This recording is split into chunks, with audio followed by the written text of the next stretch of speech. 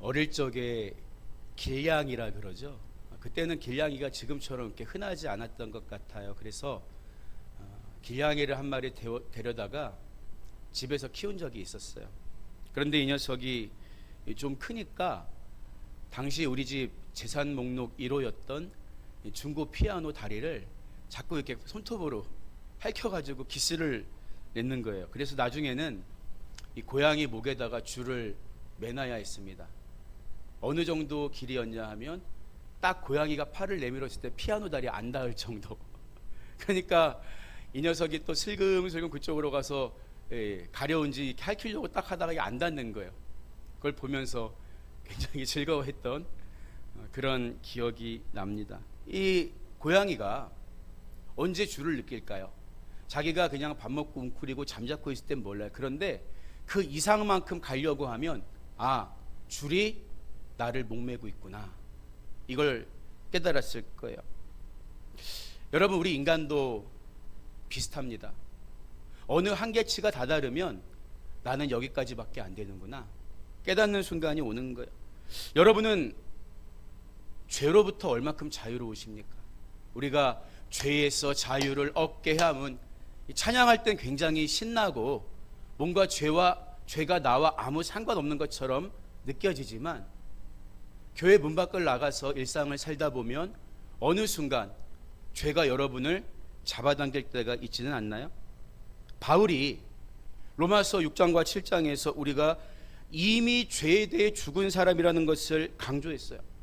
사단의 머리를 박살내신 원시복음을 통해서 하나님이 인간이 죄를 짓는 그 순간 계획하신 그 복음 속에서 사단의 머리를 박살내신 주님의 십자가와 부활의 승리로 죄는 이미 우리를 사망으로 끌고 갈 효력을 다 상실해 버린 거예요.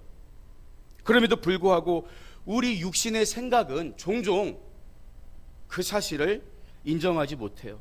그리고 과거처럼 죄로 물든 삶으로 돌아가려고 할 때가 있다는 거죠.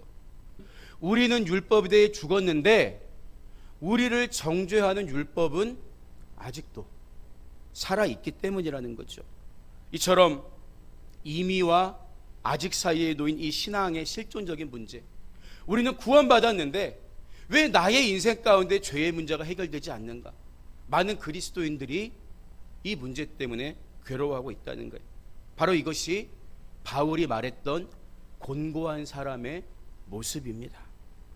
여러분, 그런데 인간의 몸으로 오셔서 우리의 모든 죄를 지고 십자가에 달리신 예수님은 율법이 요구하는 모든 값을 다 지불하셨을 뿐만 아니라 하나님과 동행하며 살아갈 수 있는 은혜까지도 베풀어 주신 거예요. 그렇기 때문에 그리스도 예수 안에서 성령의 인도하심을 따라 사는 사람들은 하나님의 의를 이루는 삶을 살 수 있도록 변한 것입니다.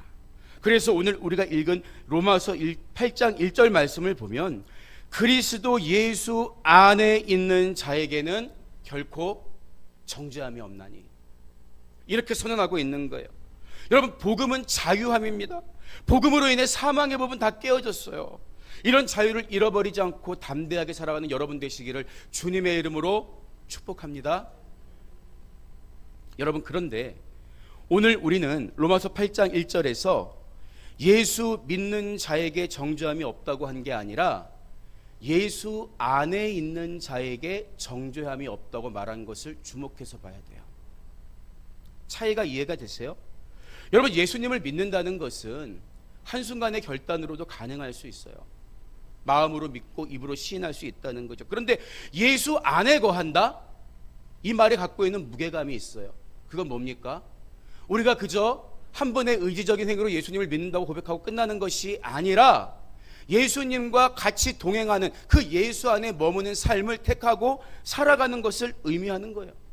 예수 안에 거한다는 것은 우리 의지의 문제입니다. 그래서 고린도후서 5장 17절을 보면 그런즉 누구든지 그리스도 안에 있으면 새로운 피조물이라. 예수 안에 있으면 이전 것은 지나갔으니 보라 새 것이 되었도다. 예수 안에 있어야 하는 거예요. 오직 예수 안에 있을 때 우리는 우리를 다시 사망으로 끌고 가는 죄의 법, 사망의 법으로부터 자유함을 얻을 수가 있는 거예요. 우리 신앙은 그래서 내가 예수 믿는 믿음으로 출발해서 예수 안에 있는 믿음으로 살아가고 있는가 점검해야 돼요. 많은 분들이 예수 믿는 고백은 있었는데 예수 안에 거하는 삶을 등한시하기 때문에 곤고한 신앙인으로 살아가는 것입니다.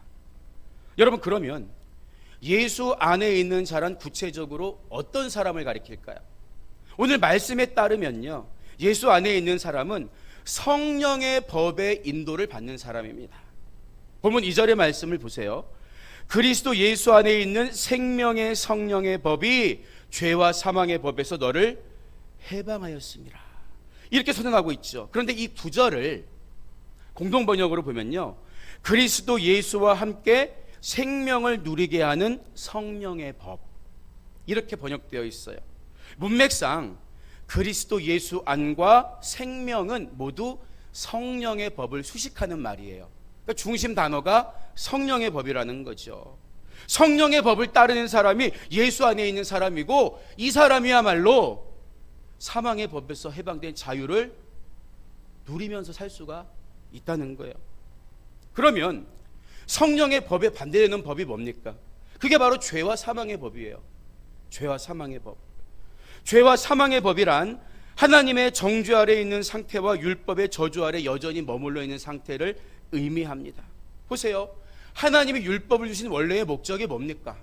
원래의 목적이 그 율법을 다 지켜서 거룩해지고 구원받으라고 하나님 원하셨나요? 그렇지 않아요. 하나님께서 출애굽기를 보면 율법을 주신 후에 곧바로 성막을 만들라고 명령하십니다.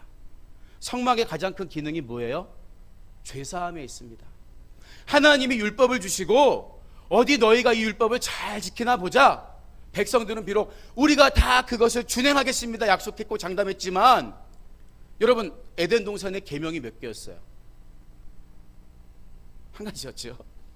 선악을 알게 하는 나무 실과를 먹지 말라.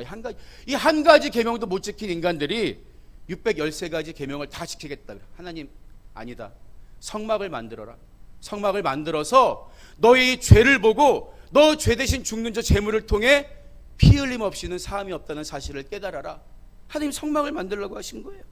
그러나 죄를 이길 힘이 없는 타락한 인간은 율법의 요구들을 다 이룰 수가 없기 때문에 죄를 짓다가 죽을 수밖에 없는 사망의 죄 아래 놓인, 사망의 법 아래 놓인 존재였다는 거예요. 그래서 예수님이 이 땅에 오시기 전 인간은 모두 죄와 사망의 법 아래서 신음하고 있었던 거죠. 따라서 복음이 뭡니까? 복음이란 우리를 죄와 사망의 법에서 해방시켜주는 하나님의 능력이에요. 그런데 복음을 듣고도 구원받았다고 하면서도 죄의 권세로부터 자유하지 못해? 뭔가 이상하잖아요. 그 이유가 뭔지 아세요? 구원만 은혜로 받고 신앙생활은 내 힘으로 하려고 하기 때문이에요. 그렇지 않습니다. 우리는 신앙생활도 내 힘이 아니에요. 은혜로 해야 하는 것입니다.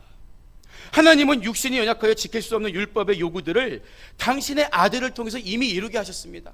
그래서 본문 3절의 말씀을 보면요, 율법이 육신으로 말미암아 연약하여 할 수 없는 그것을 하나님은 하시나니, 우리 인간이 못한 거예요. 하나님이 어떻게 하셨습니까? 곧 죄로 말미암아 자기 아들을 죄 있는 육신의 모양으로 보내어 육신의 죄를 정하사, 이렇게 이야기하고 있어요. 여러분, 죄의 삭은 사망입니다. 이것이 율법이 죄에 대해 요구하는 거예요. 그래서 죄의 문제를 해결하지 못한 인간은 이 죄의 삭신 사망의 요구 아래 지배당할 수밖에 없는 존재였죠. 이게 인간의 실존적인 모습입니다. 그런데 예수님이 이 땅에 오셔서 우리의 그 죄를 자기 몸에 짊어지고 대신 죽어주셨다는 거예요. 그래서 우리가 과거의 죄로부터 해방받은 것 아닙니까? 바로 이것이 우리가 이미 얻은, 예수 믿고 얻은 구원의 내용이죠. 그런데 계속해서 사전의 말씀을 보면 바울이 뭐라고 이야기하지요? 육신을 따르지 않고 그 영을 따라 행하는 우리에게 율법의 요구가 이루어지게 하려 하심이니라. 여러분, 이 구절이 사실 굉장히 중요합니다. 우리가 예수 믿고 구원받았는데 왜 과거의 죄는 해결받은 것 같은데 왜 지금의 일상과 지금의 죄는 여전히 해결받지 못한 것 같은 기분이 드는가? 바로 이 구절에 주목하지 않기 때문이에요. 여러분, 우리 대신 십자가에 죽으신 그리스도 예수로 말미암아 그를 믿는 모든 자에게 주시는 차별 없는 구원의 은혜에 우리가 들어오게 됐어요. 그럼에도 불구하고 여러분, 우리는 이미 구원받았지만 아직 영원한 천국에 이르지 않았잖아요. 그동안 뭘 갖고 살아갑니까? 죄성이 남아있는 우리 육신의 연약함을 지고 살아가는 거예요. 따라서 아직 완성하지 못한 구원, 그 과정에 우리는 육신의 연약함에 직면할 수밖에 없어요. 그래서 마귀는 계속 우리 마음에 죄의식을 심어주고 마치 우리가 하나님의 구원과 멀리 있는 사람처럼 우리 구원의 확신을 흔드는 거예요. 그러나 우리가 이 육신을 의지하지 않고 성령을 따라 행할 때 율법의 요구들을 지킬 수가 있다고 오늘 본문이 우리에게 가르쳐주고 있는 거예요. 하나님은 그런 은혜까지도 우리에게 주신 것입니다. 내 의지와 감정과 내 행위를 가지고 죄를 이기라는 게 아니에요. 예수님이 보내주신 보혜사 성령, 그 법을 따라 살면, 그분을 의지하고 그분께 순종하면 우리가 저절로 그 법을 이룰 수 있다고 성경이 오늘 우리에게 약속하고 있는 것입니다. 그렇기 때문에 우리는 예수를 믿기로 결심한 것에 끝나지 않고 예수 안에까지 들어가야 되는 거예요. 예수 안에 들어가는 게 뭐라 그랬습니까? 성령의 법을 따르는 삶이다. 여기서 율법의 요구를 다 이룬다는 말의 의미는 구약시대에 주셨던 613가지 율법의 조항들을 빠짐없이 다 지킨다는 그런 의미가 아닙니다.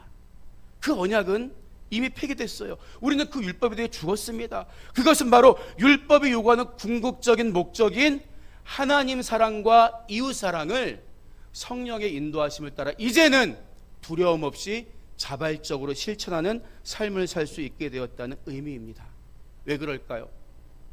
성령은 하나님의 영이시기 때문에 하나님의 깊은 곳까지 통달하고 우리를 가르치고 도우시는 하나님이 우리에게 주신 선물이기 때문이에요. 여러분, 그래서 예수 안에 있는 자는 우리 대신 죽으신 예수 그리스도를 믿을 뿐만 아니라 성령의 법을 따라서 늘 그분께 순종하며 구원을 완성해가는 사람이다. 하나님은 이 선물까지 우리에게 주신 거예요. 우리의 힘과 결심으로는 감당할 수 없기 때문에 우리에게 성령을 보내주신 거예요. 우리는 은혜로 구원받았듯이 이 은혜로 신앙생활할 때 더 이상 사망의 법의 지배를 받지 않는 자유의 삶을 실제로 누릴 수가 있다는 말이죠. 여러분, 그렇다면 성령의 법을 따르는 사람들의 삶은 어떤 점에서 죄와 사망의 법을 따르는 사람들과 구별될까요? 성령의 법을 따르는 사람은 영의 생각대로 삽니다. 반대로 죄와 사망의 법을 따르는 사람은 육신의 생각대로 따라요. 여러분, 쉽게 얘기하면 기도하지 않는 사람은 여전히 자기 육신의 생각대로 살 가능성이 너무나 큰 사람이에요. 기도해야 하나님의 마음과 하나님의 생각을 알 텐데 왜 기도하지 않습니까? 여전히 내 지혜와 지식을 믿고 의지하기 때문이에요. 여러분, 그러나 영의 생각을 따르는 사람과 육신의 생각을 따르는 사람의 결말은 완전히 달라요. 본문 5절 이하의 말씀을 보면 육신의 생각과 영의 생각을 따르는 사람의 차이를 어떻게 설명하지요? 육신을 따르는 자는 육신의 일을, 영을 따르는 자는 영의 일을 생각하나니 육신의 생각은 사망이요 영의 생각은 생명과 평안이니라. 여러분, 본문에 기록된 것처럼 성령의 법을 따르는 사람, 예수 안에 있는 사람은 영의 생각이 요구하는 영의 일을 따르고 그 열매를 맺기 위해서 자기에게 주어진 삶을 살아가는 사람들입니다. 한마디로 생각과 하는 일이 다 복된 사람이에요. 여기서 말하는 영의 생각이 내 경험과 지혜와 판단에서 나온 내 생각이 아니라 하나님이 우리에게 요구하시는 성령의 법과 같은 의미이기 때문입니다. 여러분, 그렇기 때문에 우리가 생각하고 결정해야 하는 모든 일들은 내가 육신의 생각과 영의 생각 가운데 지금 누구의 생각을 따르고 있는가 항상 점검해 봐야 하는 거예요. 이게 그리스도인들의 삶입니다. 우리가 예수님을 언제 믿었던 대부분의 그리스도인들이 그때 믿은 예수님만 생각하고 나머지 일상은 자기 경험과 판단대로 살아가는 경우가 너무나 많다는 거예요.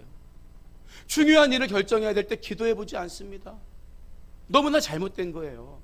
우리가 영의 생각을 따르기 위해서는 중요한 문제와 일들 앞에서 항상 무릎으로 주님의 생각과 주님의 뜻이 어디 있는가를 물어볼 때 하나님이 인도하시는 삶을 살 수 있고 영의 열매를 맺을 수가 있는 거예요. 보세요, 여러분.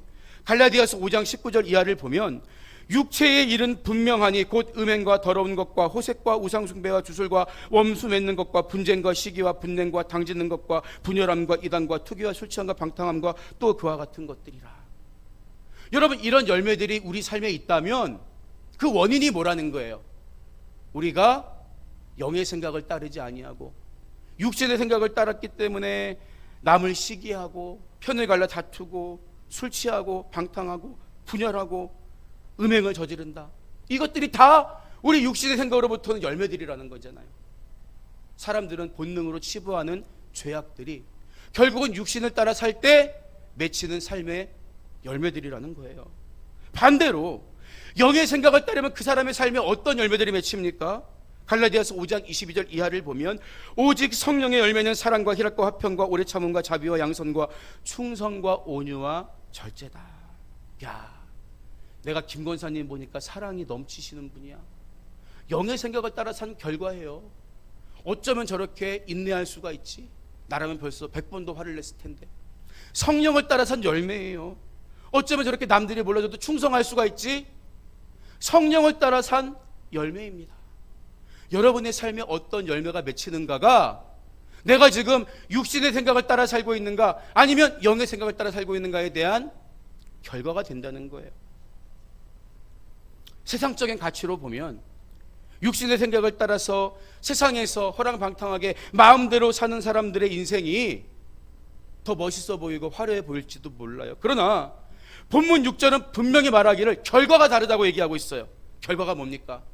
육신의 생각은 사망이요 영의 생각은 생명과 평안이니라. 여러분, 열매가 다른 거예요. 완전히.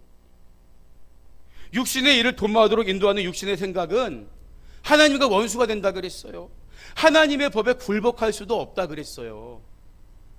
육신의 생각대로라면 무더위에 폭우가 치는데 비가 내리고 눈이 펄펄 날리는데 하나님을 예배하는 가치가 커 보일 수 있겠습니까?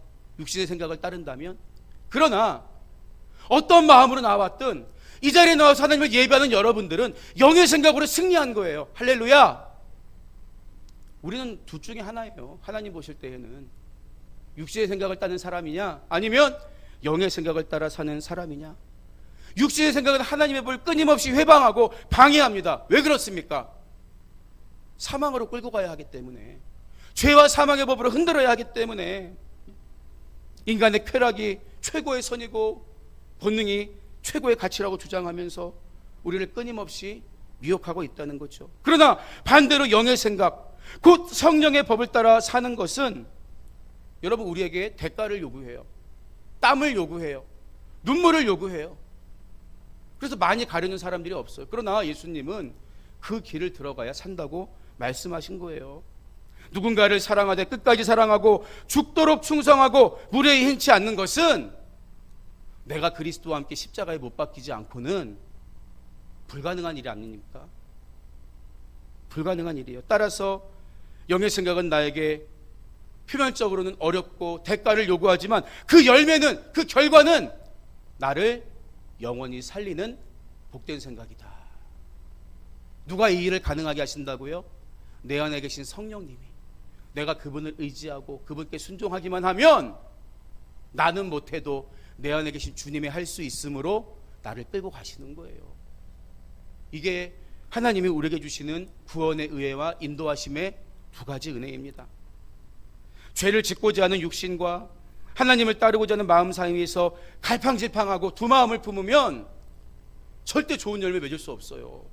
그 두 마음이 들 때마다 아이고 내가 처음 주님 만났을 때만큼 변했구나. 그때보다 신실하지 못했구나. 무릎 꿇어야 되는 거예요. 그때 기도하고 하나님 내 육신의 생각을 이길 수 있는 성령의 충만함을 주시옵소서. 영의 생각에 따를 수 있는 능력을 주시옵소서. 기도하는 거예요. 그럼 주님이 또 그 힘 주십니다. 우리 끌고 가는 거예요. 예수 그리스도의 십자가의 부활과 승리로 사단의 머리를 박살냈을 때 이미 사망의 법은 우리를 지배할 수 없다고 성경은 분명히 우리에게 선언하고 있습니다. 하나님은 우리가 성령의 법을 따를 때 친히 우리를 도우시고 하나님이 기뻐하는 삶을 살 수 있도록 우리를 인도해 가시는 거예요. 바로 이것이 영의 생각을 따르는 예수 안에 있는 사람들의 삶인 것입니다. 30년 동안 연극에서 예수님 역할을 맡은 안톤 레이지라는 배우가 있었어요. 어느 날 그 연극을 감명 깊게 본 관객 한 명이 뛰어 올라왔어요. 그리고 예수님 역할에 사용된 십자가를 내가 들고 한번 사진 찍으면 좋겠다고 배우에게 제안을 했습니다. 그래서 이 여인이 십자가를 들었는데 세상에 너무 무거운 거예요. 너무 무거운 거예요. 물어봤습니다. 아니, 연기할 때 쓸 건데 뭐 굳이 이렇게 무겁게 만들었습니까? 그러자 안톤 레이지가 이렇게 대답했다고 해요. 만약에 내가 십자가의 무게를 느끼지 못했다면 예수님 역할을 진실한 마음으로 할 수 없었을 거예요. 난 예수님 마음을 갖기 위해서 진짜 무거운 십자가를 지고 연기를 합니다. 여러분, 우리가 흔히 쓰는 무게감이 없다. 무게감이 없다는 말은 존재의 가치를 인식하지 못한다는 뜻이죠. 하나님 말씀을 들어도 무게감 느끼지 못하는 분들이 있어요. 성령이 내 마음에 감동을 주셔도, 이거 하라고 도전을 주셔도 무게감 느끼지 못하는 분들이 있습니다. 그렇기 때문에 성령의 법을 따라 살 수가 없는 거예요. 이 땅을 사는 동안 우리 신앙의 최종 목표는 그리스도의 장성한 분량에 이르는 거라고 성경은 가르쳐주고 있어요. 어떤 구원의 확신이 없어서 몸부림치는 그런 유아신앙에서 벗어나서 이제는 정말 우리가 말씀의 무게감을 느끼고 성령의 법을 따라 예수 그리스도의 장성한 분량에 이르러야 하지 않겠습니까? 여러분, 우리가 내 안에 보신 성령님의 말씀을 우습게 여기면 안 되는 거예요. 그 감동에 불순종하면 안 되는 거예요. 내가 성령과 동행한다고 하면서도 그분을 무시하고 그분의 법에 따르지 않으면 신앙은 성장할 수 없고 결국에는 모래 위에 지은 집처럼 무너져 버릴지도 모릅니다. 여러분은 예수 믿는 자로 끝나지 말고 예수 안에 항상 거하는 자가 되시기 바랍니다. 예수님은 수고하고 무거운 짐진 자들아 다 내게로 오라. 할 수 없는 우리들을 항상 부르고 계세요. 같이 가자고 초대하고 계십니다. 주님과 함께 멍에를 맬 때, 주님이 보내신 성령에 순종할 때 우리는 사망의 법에 매이지 않고 승리하는 자유함을 누리는 복된 삶을 살 수가 있는 것입니다. 예수 안에 거하시기 바랍니다. 항상 거하시기 바랍니다. 그때 마귀는 우리를 흔들 수가 없는 거예요. 오늘 말씀을 마무리합니다. 1892년 미국의 조지 윌슨이라는 남자가 우체국에서 강도 행각을 벌이다 체포됐어요. 그는 재판에서 유죄가 입증되어 교수형에 처해집니다. 그런데 주위 사람들이 윌슨을 위해 탄원에 나섰고 마침내 앤드루 잭슨 대통령으로부터 사면장을 얻어낼 수가 있었습니다. 그런데 자신이 사면됐다는 소식을 접한 윌슨이 사면을 거부합니다. 그러자 담당 보안관이 심각한 딜레마에 빠지고 말았어요. 공식적으로 사면을 받았는데 본인이 원한다고 사형을 집행할 수가 없었기 때문이죠. 그래서 이 사건을 어떻게 처리해야 할지 다시 잭슨 대통령에게 보고했습니다. 당혹스럽기는 대통령도 마찬가지여서 이 사건을 다시 미 연방 대법원으로 옮겼다고 해요. 그러자 대법원장 존 마샬은 다음과 같은 판결을 내립니다. 사면은 종이 한 장일 뿐이며 그 종이의 가치는 전적으로 관계된 사람의 수락 여부에 달려 있다.